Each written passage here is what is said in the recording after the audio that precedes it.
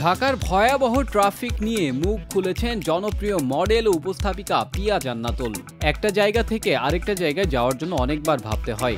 রাজনৈতিক অস্থিরতা ও চলমান আন্দোলনের প্রভাব পড়েছে জনপ্রিয় মডেল ও উপস্থাপক পিয়া জান্নাতুলের পেশাগত জীবনেও। সামাজিক যোগাযোগ মাধ্যম ফেসবুকে দেওয়া এক স্ট্যাটাসে তিনি জানিয়েছেন, বর্তমান পরিস্থিতিতে মন দিয়ে কাজ করাও কঠিন হয়ে পড়েছে।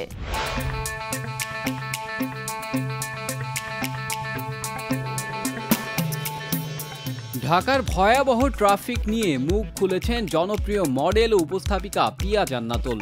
সামাজিক যোগাযোগ মাধ্যমে বেশ সক্রিয় এই তারকা এবার তার ফেসবুক পোস্টে ঢাকার চলমান যানজট পরিস্থিতি নিয়ে ক্ষোভ উগড়ে দিয়েছেন।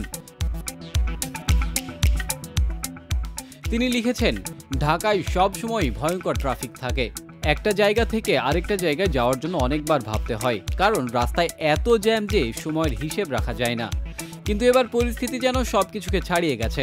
সাম্প্রতিক নানা আন্দোলন ও রাজনৈতিক কর্মসূচির কারণে রাজধানীর অনেক গুরুত্বপূর্ণ সড়ক বন্ধ রয়েছে, ফলে সাধারণ মানুষের চলাচলে চরম ভোগান্তি তৈরি হয়েছে।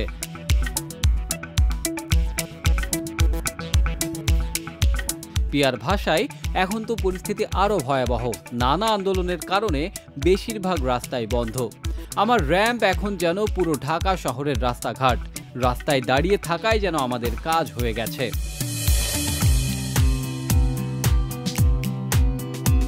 পিয়া আরও বলেন, আগে বাসা থেকে গাড়ি নিয়ে বের হতাম, কাজের জায়গায় যেতাম, আবার ফিরতাম।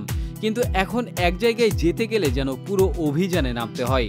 প্রথমে গাড়িতে উঠি, তারপর হেঁটে চলি, এরপর রিকশায় উঠি, তারপর আবার কোথাও বাইক নেই, আর শেষমেশ আবার হাঁটি। এভাবেই যেন দিনে দিনে এক জায়গা থেকে আরেক জায়গায় যাওয়াটা একটা পূর্ণাঙ্গ চ্যালেঞ্জ হয়ে দাঁড়িয়েছে। সবচেয়ে হতাশার কথা হলো, এই জ্যামের কারণে পেশাগত কাজও ব্যাহত হচ্ছে বলে তিনি জানান।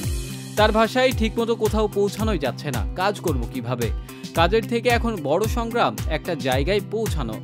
কাজের আগে এত স্ট্রাগল করে যখন পৌঁছায়, তখন কাজটা মন দিয়ে করাটাই কঠিন হয়ে পড়ে।